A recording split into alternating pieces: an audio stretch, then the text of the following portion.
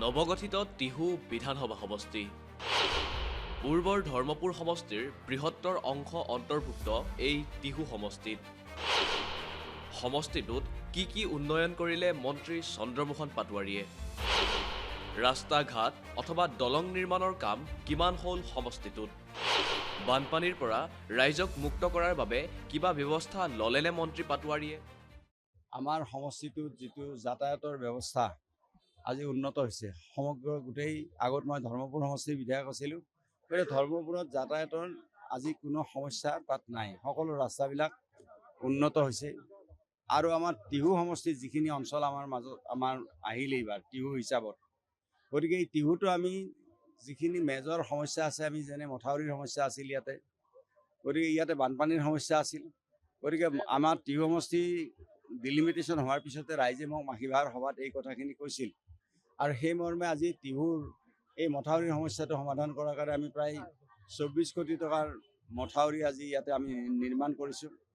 আৰু এইবাৰ টিহু আমাৰ মাখিবাহাৰ আমাৰ মাখিবাহা, জলখানা ভতুৱাখানা আৰু আমাৰ বালি, এই গোটেই যিবিলাক অঞ্চল আছে আমাৰ হাৰিভাঙা, য'ত বানপানীৰ ডাঙৰ সমস্যা আছিল, এইবাৰে এই সমস্যাটো আৰু সমাধান হৈ গ'ল, কাৰণ আটাইবিলাক মথাউৰি হৈ গ'ল।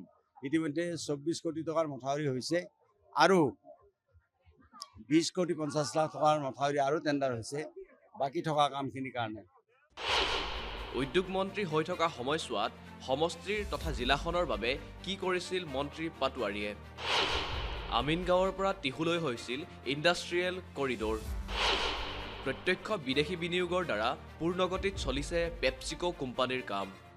উদ্যোগিক ক্ষেত্ৰত আমাৰ আটাইতকৈ ডাঙৰ কাম এটা হৈছে আমাৰ চৰকাৰৰ দিনত, যে আমাৰ আমিনগাঁৱৰ পৰা টিহু চকলৈকে এই দুই চাইডে এইটো ইণ্ডাষ্ট্ৰিয়েল কৰিডৰ ঘোষণা কৰা হৈছে। গতিকে ইণ্ডাষ্ট্ৰিয়েল কৰিডৰ ঘোষণা কৰাৰ কাৰণে এটাই ভাল, যে এগ্ৰিকালচাৰ লেণ্ড যদি ইণ্ডাষ্ট্ৰিয়েলত কনভাৰ্ট কৰিব লাগে, সেইটো 1 বছৰ 2 বছৰ লাগি যায়। গতিকে উদ্যোগ ইয়াতে অহাৰ কোনো স্কোপ নাথাকে। গতিকে মই উদ্যোগ মন্ত্ৰী থকা অৱস্থাত আমাৰ আমিনগাঁৱৰ পৰা আমাৰ টিহু চকলৈকে এইখিনি ইণ্ডাষ্ট্ৰিয়েল কৰিডৰ ঘোষণা কৰা হৈছে। অসম চৰকাৰৰ কেবিনেটে এইটো পাছ কৰিছে। গতিকে আজি এই অঞ্চলত উদ্যোগ আহিবলৈ আজি সেইকাৰণে ইচ্ছুক হৈছে। আজি টিহু জানিছোঁ, আজি টিহুত আমাৰ যিটো মেগা ফুড পাৰ্ক, তাতো বহুত উদ্যোগ আহিছে। তাৰ উপৰি আমাৰ ঘগৰা পাহাৰৰ তাৰ যিটো জাপকুছি, তাতো আমাৰ উদ্যোগ বহুত আহিছে, তাতো। তেনেকৈ আখৰা যিটো অঞ্চল, আখৰা অঞ্চলতো আমাৰ প্ৰায় 3টা উদ্যোগ তাত গঢ়ি উঠিছে। আৰু সেই উদ্যোগবিলাকত কমচে কম এটা উদ্যোগতে 2000তকৈ অধিক মহিলাই কাম পাব। আখৰাত এনেকুৱা উদ্যোগ তাতো গঢ়ি উঠিছে। সেইবিলাক আমাৰ উদ্যোগ মন্ত্ৰী হৈ থকাতে কৰা। তাৰ উপৰিও বনবাস শোলমাৰী, ইমান ভিতৰুৱা অঞ্চল, তাতে PepsiCo company direct foreign investment, FDI direct, এইটো নিউয়ৰ্কৰ পৰা এইটো ইনভেষ্টমেণ্ট হৈছে ডাইৰেক্ট।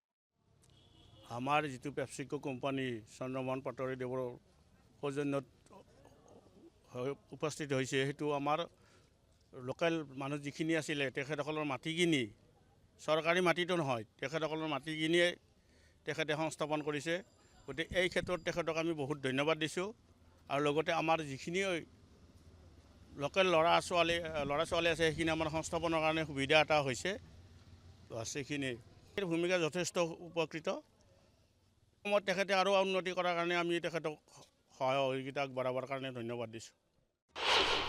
সমষ্টিটোৰ ক্ৰীড়া আৰু শিক্ষাৰ আন্তঃগাঁথনি উন্নয়ন কৰাৰ ক্ষেত্ৰত কিমান সফল পাটোৱাৰী? আপোনালোকে নিশ্চয় জানে যে এইটো এটা অসমৰ গ্ৰামাঞ্চলৰ একেবাৰে পুৰণি অনুষ্ঠান, চামতা আঞ্চলিক ক্ৰীড়া সংঘ। আৰু এই চামতা আঞ্চলিক ক্ৰীড়া সংঘৰ এই যি আজিৰ এই অৱস্থা দেখিছে আপোনালোকে, এই অৱস্থাটোৰ মূলত আমাৰ যিজন বৰ্তমানৰ পৃষ্ঠপোষক আৰু এই অঞ্চলৰ আমাৰ ৰাইজ আৰু পৃষ্ঠপোষক মাননীয় শ্ৰীযুত চন্দ্ৰমোহন পাটোৱাৰীদেৱৰ এই প্ৰচেষ্টাতে এই অনুষ্ঠানটো গঢ়ি উঠিছে। আৰু যাৰ ফলত এই অনুষ্ঠানটোৰ পৰাই আজিলৈকে বিভিন্ন ধৰণৰ আন্তঃৰাষ্ট্ৰীয়, ৰাষ্ট্ৰীয় আৰু ৰাজ্যিক পৰ্যায়ৰ খেলুৱৈ এই অঞ্চলত আমি সৃষ্টি কৰিব পাৰিছোঁ। আৰু ইয়াতে আজিৰ পৰা কিছু বছৰ আগত আমাৰ যি মাটি লোৱা প্ৰক্ৰিয়া আৰম্ভ হৈছিল, সেই মাটি লোৱা প্ৰক্ৰিয়াটোতো আমি ইয়াতে ষ্টেডিয়াম প্ৰকল্পটোত প্ৰায় 35 বিঘা মাটি আছে, আৰু চামতা বেজৰবাৰীত প্ৰায় 7.5 বিঘা আমাৰ ইণ্ডোৰ ষ্টেডিয়ামৰ প্ৰকল্পৰ কাৰণে মাটি আছে। সেই মাটি লোৱাৰ সময়ৰ পৰা আমাৰ যিজন পৃষ্ঠপোষক মাননীয় চন্দ্ৰমোহন পাটোৱাৰীদেৱ, তেখেতৰ এই পৃষ্ঠপোষকতাত আজিৰ এই অনুষ্ঠানটোৱে ইয়াৰ আগৰ কাৰ্যকালত মাননীয় মুখ্যমন্ত্ৰী সৰ্বানন্দ সোণোৱালৰ কাৰ্যকালত আমি 10 কোটি টকাৰ অনুদান পাইছোঁ আৰু এতিয়া এইবাৰৰ আমি প্ৰায় 12 কোটি টকা আমি মাননীয় শ্ৰীযুত হিমন্ত বিশ্ব শৰ্মাদেৱৰ অনুদান মৰ্মে পাইছোঁ আৰু এই আটাইখিনি কামত আমাৰ যিজন স্থানীয় বিধায়ক তথা মন্ত্ৰী চন্দ্ৰমোহন পাটোৱাৰীদেৱ, তেখেত আমাৰ লগত সদায় আছে আৰু সদায় তেখেতৰ প্ৰচেষ্টাতে এই অনুষ্ঠানটো আজি এনেকুৱা পৰ্যায়ত গঢ় লৈ উঠিছে। টিহু হায়াৰ ছেকেণ্ডেৰী স্কুল তাতে 7.5 কোটি টকা দিয়া হৈছে, মাখিবাহা হায়াৰ ছেকেণ্ডেৰী স্কুল তাতে 7.5 কোটি টকা দিয়া হৈছে, মানিকুছি হায়াৰ ছেকেণ্ডেৰী তাতে 7.5 কোটি টকা দিয়া হৈছে আৰু তাৰ উপৰিও আমাৰ বনগাঁও হায়াৰ ছেকেণ্ডেৰী তাতেও 7.5 কোটি টকা দিয়া হৈছে। আমাৰ নতুনকৈ অহা মণ্ডল আমাৰ বৰক্ষেত্ৰী মণ্ডলত তাতে Raghunath Choudhury higher secondary school তাতো 7.5 কোটি টকা দিয়া হৈছে, বেলচৰ হায়াৰ ছেকেণ্ডেৰী স্কুল তাতো 4.5 কোটি টকা দিয়া হৈছে। এনেকৈ স্কুলবিলাকো আজি ধুনীয়াকৈ কৰা হৈছে। কলেজবিলাকৰো উন্নয়নৰ ক্ষেত্ৰত আমি বিভিন্ন আঁচনি মানে ইতিমধ্যে লৈছোঁ। তাৰ উপৰিও আমাৰ আগতে ধৰ্মপুৰ সমষ্টিত আমাৰ ছায়েন্সৰ কোনো ষ্ট্ৰীম নাছিল, গতিকে ছায়েন্সৰ ষ্ট্ৰীম নথকাৰ কাৰণে আমাৰ ল'ৰা ছোৱালীবিলাকে হয় নলবাৰী যাব লাগে নহ'লে গুৱাহাটী যাব লাগে। গতিকে আমি এইবাৰ আমি ছায়েন্স ষ্ট্ৰীমো আমি চামতা কামৰূপ কলেজত আমি খুলিলোঁ। গতিকে সেই হিচাপত আমাৰ শিক্ষা ক্ষেত্ৰখনত আমাৰ যথেষ্টখিনি লাভ হৈছে। ঐতিহাসিক বিল্লেশ্বৰ দেৱালয় তথা আন আন ধৰ্মীয় উপাসনাস্থলীসমূহৰ আন্তঃগাঁথনি উন্নীত কৰি ধৰ্মীয় পৰ্যটনস্থলী হিচাপে গঢ় দিয়াৰ ক্ষেত্ৰতো পাটোৱাৰীয়ে গ্ৰহণ কৰিছে গুৰুত্বপূৰ্ণ ভূমিকা। মই শিলঘানী থান প্ৰাংগণত থিয় হৈ এটা কথা ক'ব বিচাৰিছোঁ যে বিগত আমাৰ 60 বছৰ বয়স এতিয়া বৰ্তমান মোৰ, এই 60 বছৰ বয়সৰ আগত যি দেখিছিলোঁ ইয়াত নাৰাচাৰ আছিল, খেৰী ঘৰ হ'ল, তাৰপাছত সাধাৰণ RCC হ'ল, এতিয়াতো প্ৰকাণ্ড ডাঙৰ ইয়াত মন্দিৰ হৈছে। আৰু অকল শিলঘানী থানতে নহয়, বনবা শলমাৰীতে নহয়, গোটেই টিহু সমষ্টিত পাটোৱাৰী ছাৰে যিটো মানে ইয়াত আন্তঃগাঁথনিক মন্দিৰ মছজিদত লৈছে, এইটো শলাগিব লগা কথা। ইয়াৰ ওচৰতে আমাৰ মছজিদ আছে, শংকৰ সংঘৰ নামঘৰ আছে, বাথৌ মন্দিৰ আছে। তেখেতে গোটেই মন্দিৰত গোটেই ৰাইজক সহযোগ কৰি ইয়াৰ উন্নতি যথেষ্ট ধৰণে আগবঢ়াইছে আৰু আগলৈ আগবঢ়াবলৈ আশা ৰাখিছোঁ। আমাৰ ইয়াতে যিটো মাখিবাহা সভা, এইখন বিখ্যাত, অসমৰ বিখ্যাত সভা এখন হয়। তাৰ উপৰিও আমাৰ ইয়াতে কলীয়া গোসাঁই যিটো মন্দিৰ, এইটো এটা আমাৰ অসমৰ পৰ্যটন ক্ষেত্ৰ হিচাপে এইখন গঢ় দিব পাৰি, কাৰণ বহুত মানুহ ইয়াত আহে, বহুত ডাঙৰ এটা শক্তিশালী মন্দিৰ। তাৰ উপৰিও আমাৰ বিল্লেশ্বৰ দেৱালয়, গতিকে সেইখনৰ প্ৰায় 450 বছৰ 460 বছৰৰ এখন দেৱালয়, 460 বছৰ 70 বছৰৰ এখন দেৱালয়। গতিকে সেই দেৱালয়খনতো আমি আগতে যিখিনি উন্নয়ন কৰিছোঁ এতিয়া নতুনকৈ আকৌ তাতে আমি নতুনকৈ আকৌ 4 কোটিতকৈ অধিক টকা আমাৰ বিল্লেশ্বৰ দেৱালয়ত দিয়া হৈছে, কাম চলি আছে বৰ্তমান। পূৰ্বৰ ধৰ্মপুৰ সমষ্টিক প্ৰতিনিধিত্ব কৰি সমষ্টিটোৰ উন্নয়নৰ ক্ষেত্ৰত মন্ত্ৰীগৰাকীয়ে গ্ৰহণ কৰা ভূমিকা সন্দৰ্ভত ৰাইজৰ মন্তব্য। আমাৰ যোৱা 5টা বছৰত মাননীয় চন্দ্ৰমোহন পাটোৱাৰীদেৱে যথেষ্ট উন্নয়নমূলক কাম কৰিছে। তাৰে ভিতৰত আমি উদাহৰণস্বৰূপে যদি দাঙি ধৰোঁ, প্ৰথম হ'ল আমাৰ শিক্ষানুষ্ঠানসমূহ।